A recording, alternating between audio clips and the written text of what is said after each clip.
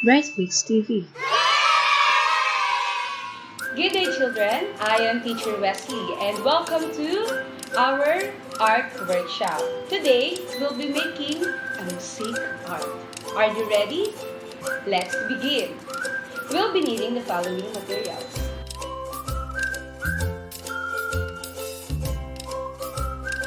Step 1. Draw anything that will serve as the base of your mosaic. For this one, we'll be doing bricks. Step 2.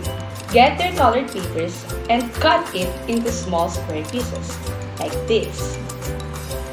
Make sure that you pick the appropriate color of your desired object. Now, you can begin pasting the pieces of paper on your drawing. Use your glue.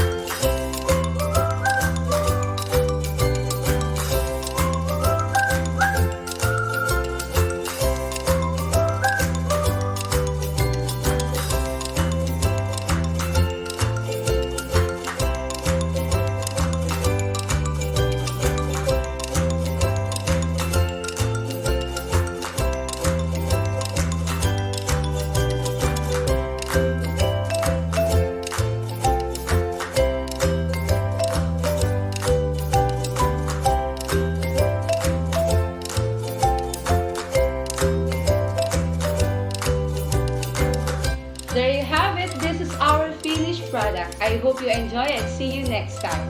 Don't forget to subscribe. Bye!